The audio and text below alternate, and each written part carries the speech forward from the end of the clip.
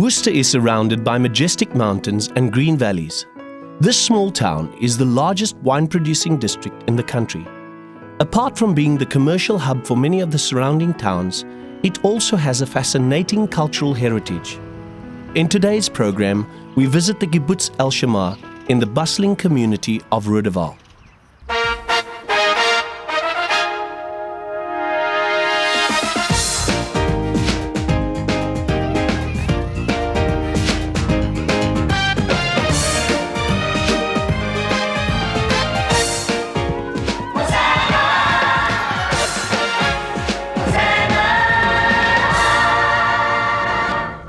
Good morning, my name is Glenn Robertson and welcome to Hosanna. When peace was brokered between the two rival gangs, the Born Free Kids and the Cape Town Scorpions, the community of Roodeval in Worcester was left ravaged in many ways in the aftermath. However, today's program follows the theme of reconciliation, and we will see just how God has worked in this beautiful region of the Western Cape. Roodeval was torn apart by abuse, alcoholism, unemployment, and other social problems. Kibbutz El Shema, a community development project based on the Jewish kibbutz system, was started in 1993 by Irina van der Venter to cater to the needs of the severely underprivileged community. Irina, I'm driving in here and I'm fascinated by the fact that you have a kibbutz in Roodeval. Why a kibbutz? Right, well, it goes back to when I worked with the gangsters, and Roodeval was the area that, this was the headquarters of the Cape Town Scorpion gang. Due to the gang turfs, this gang was not allowed entry into the rest of the turfs in our town, so they couldn't get to entertainment, healthcare, recreation, education. So even after the gangs made peace in 1987, this place was left devastated.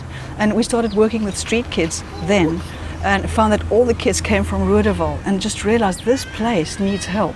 It was like Father God was saying, I want to put my arms around this community and just bring healing to it. And the only thing would be a kibbutz, because a kibbutz means you have passion and vision, you all have one purpose, and that's to bring healing and restoration to this community. The work that you're doing in the community targets various aspects of the community, but I noticed that you have a passion for the youth. Why the youth specifically? Right. You know, when I worked with the gangsters, there was a scorpion, Igel, and he came to know the Lord through our programs. And he said he wanted to work with us. And one day he's walking in the community, and a TJ, a terrible joster, came up to him and said, I wanted an ainchi, a cigarette. Yeah. And he said, sorry, I don't smoke. And he just took a knife and he stabbed him to death. And as Igel was dying, he said, please look after my children. And our first home that we opened was Igel's home for street kids. And I think that's where it was birthed. You know, just it's always the children. We're looking after your children because they're going to be the adults of tomorrow. And if they can have these healthy values, they can go back to their community and we can have a new generation. The Lord also says He wants the hearts of the fathers and the children to be united. That's right. And I think that's what the ministry is about. Irina, 10, 15 years from now, what do you see the community of Roodeval looking like? It's difficult to paint a picture, but I stand on the Lord's word. He said He's going to lift up Roodeval from the ash heap and take this community and seat it with heavenly places, with princes.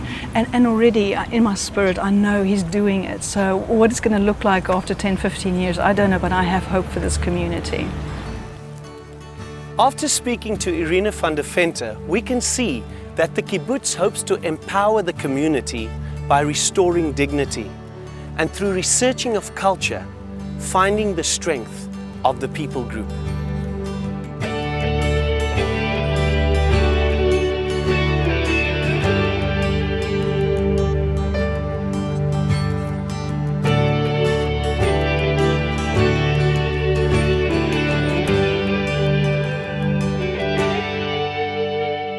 The voice of the bride calls her bridegroom.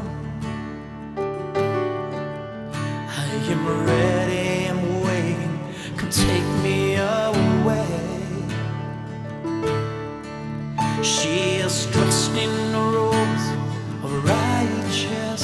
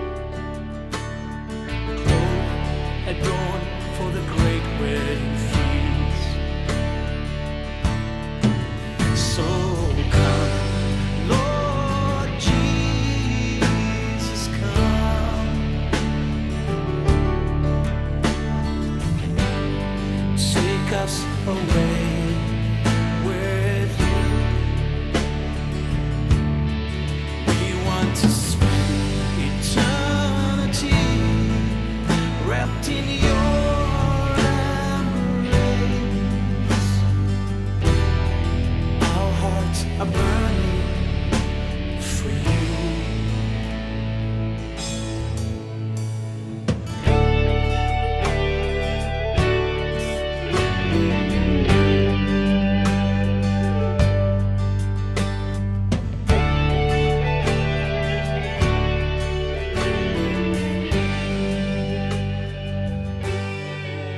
One of the visions of Kibbutz El Shammah is to transform people's lives.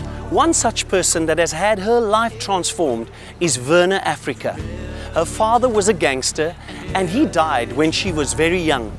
She had a very difficult childhood and moved from home to home until she found her stability and acceptance at Kibbutz El Shammah. Verna, I understand that one of your parents was involved in gangsterism. What was it like growing up in those surroundings? Ik denk het was een beetje baie moeilijk geweest, want ik was nog klein geweest en om mijn pa zo te zien met drugs te deel en gaan en kom sy wil, was het voor mij moeilijk, want ik raak groot in een huis en ik denk, ik heb een broertje ook zelfs wat groot geraakt het en het was moeilijk, want mijn ma het baie gedrink en als mijn pa gekomen had hij haar geslaan. So het was moeilijk voor mij geweest om te zien hoe en wat huis ik groot geraakt het. I look at you now and I think, where did you find this place of acceptance and stability in your life? Ik was op je ouderdom van 13 toen ik bij de kibbutz kom aansluiten en ik denk dat ik nou regtig voor mezelf kom vind en ik het mijn relationship gebouwd met die Here en ik het voor mij die karakter wat God binnen mij geplaatst het gegroeid en nou wat ik daar is, ik denk het voor mij stabiliteit gegeven en ik denk die mensen samen met wie ik werk daar, hulle is voor mij regtig soos 'n familie want ik kan enige tijd met hulle praten hoe ik voel oor dinge en so. One of the most effective ways of bringing about change in both this community and other communities like it in South Africa has been through the performing arts. Southroots, the performing arts company of Kibbutz El Shammah, has produced several productions, including their most riveting musical, Broken Shackles. Broken Shackles tells the story of the Cape Coloured people of South Africa, from their roots as the Cape slaves, through the slavery of apartheid, and in the current slavery of alcohol, poverty, and other forms of degradation. Shanette shares about Southroots and how they aim to redeem the cultures of the earth through community development. Shanette, your work is called Southroots. Why did you choose the name Southroots? Pretty much how it came about is that we really focus on the Cape Coloured people and Rudderval being part of the Western Cape, but also that it's about the cultures of the South, the cultures of Southern Africa, and the roots. We look for the roots of people groups and see what has God planned for the people group. So that's where Southroots comes from. Now, how does performing arts bring about a change in a community like Rudderval? Well, I think, Glenn, that because I've got the talent in the performing arts, I'm actually fortunate because I'm in Africa. And in Africa, performing arts is the core of people. It's the core of who they are. And especially working amongst the coloured people in Rudderval. It's a people group who love joy and celebration. They have it in them. And to express themselves, they need a platform to express themselves. And once they can express themselves, then they find a dignity and a purpose. And that will just help them in other areas of their lives. Now, one of your productions, the musical Broken Shackles, concentrates on enslavement amongst the coloured people of the Western Cape. Why did you specifically choose that topic? Well, the intention of Broken Shackles is not to focus on slavery as such, but to rather focus on the freedom out of slavery. And if we look at the history of the coloured people, there's so much history, and we go right back to colonialism, that sort of slavery of apartheid, slavery of drugs, gangs and alcohol, and it's just been generation after generation after generation of different types of slavery. But no matter what a people group has gone through, there is freedom for that people group in finding Jesus Christ who will set them free. Now, coming back to Southroots, how effective has it been in transforming people's lives? I think more than anything, we've probably seen the changes within the cast. We've had street children who've been part of the production, who've come out of gangsterism. We've had children who've been abused, who've been in prostitution. The list goes on, all the strongholds of the community. Today they're free and they're serving the Lord and they're still part of the production team. Now, Jeanette, finally, what is your hope for the community of Roodeval? I think that my hope for Roodeval, Glen, is that I'll be worked out of job, that this place will have to shut down as an NGO, that if it becomes anything else for the community, it's a place where there's just so much employment, there's activity, recreation, all the domains of society are being affected. And if I think of Isaiah 61, which the Lord has given to us, it says that they will rebuild the ruins, and not just the buildings, but that the ruins of the people's lives, and that there'll be healing and restoration. All those performing in the musical are originally from this community and are themselves descendants of the Cape slaves and/or indigenous people of the land. Vera Steenkamp grew up on a farm in the winelands.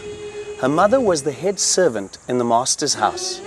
She later moved to Roodeval, where gang warfare was rife between the Scorpions and the Born Free Kids. Now, Vera, you are a part of the production, the musical production, Broken Shackles. And Broken Shackles deals with the concept of slavery. How do you feel having grown up as the daughter of a farm worker? Man, in die begin was dit vir my baie goed en lekker om op die plaas te bly. Maar ek het begin agterkom soos wat ek groter raak, my ma is nooit regtig by die huis nie. Sy gaan donker in die oggend uit die huis uit en saans is dit donker as sy terugkom. So wat gebeur het is, ek het regtig waar my ma se teenwoordigheid in my lewe as moeder was 'n bietjie baie min. Now tell me, how has this musical production, Broken Shackles, how has it changed your outlook on life, and how has it changed you specifically as a person? As 'n persoon, ek dink omdat Broken Shackles reeds praat van versoening tussen verskillende nasies en dit praat ook baie van vergifnis. So vir my om deel te wees daarin het ek regtig waar by 'n punt gekom waar ek, kom ek sê, blankes of voorheen bevoorregte mense begin vergewe dit vir dit wat hulle aan ons doen en selfs net regtig waar mense begin vrygespreek het. I'm going to ask you to just, if you would pray a prayer with me now, and let's just pray for all the cultures across South Africa and Africa, and let's pray that God would redeem the cultures. Would you do that? Onse Hemelse Vader, ek bid dat ons reg oor Afrika in eenheid sal opstaan om 'n intieme verhouding met mekaar te bou, sodat ons wedergeboorte sal sien en volwasse kinders van God kan word en groei. Om die goeie nuus van Jesus na ons naaste en die nasies van die wêreld te neem. Versoening van alle seuns en dogters in die volheid van God in Afrika. Amen. The musical has a strong message of reconciliation that reminds us that the chains of slavery can be broken through people's choices. Worcester is a prime example of this as the people live in peace and unity. Broken shackles lying all around, they tell me that I am free. Free to do what, to go where, to be what, who cares? Language still resign. Have no pride, no nation, no tribe, not even my family. 5,000 slaves roaming streets at night, looking for homes, looking for destiny. Out of these shackles I may walk, but into others perhaps stronger, of course. Not always as chains and chains that bind me. My soul and spirit destiny chose. Free to live a life out of these chains, free to go and roam on no man's land, free to sing the songs of my forefathers. What will become of me? Freedom without any laughter. Freedom without any laughter.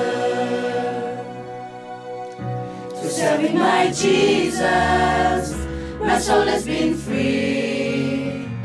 The rhythm is given its own music to me. The truth of my body, my choice has freed my soul. Now it's a challenge, freedom as a whole. Free to live a life out of these chains. Free to go. Esme Williams grew up in Gridewell, hating her own people group because of some of the social problems that exist, such as drug and alcohol abuse. Soon God began a process of reconciliation in her heart, and she soon began to embrace her people again. Let's go and speak with Esme. Hello Esme, how are you doing? Good to meet you. Esme, your story is one of hatred toward your own people. Why did you hate your own people, your own? I grew up in this community, Glenn, and it wasn't really very nice. And for me, it was more conflict in the house. And I saw the conflict of my father and my brother as my people group, because it was two different eras against each other. And what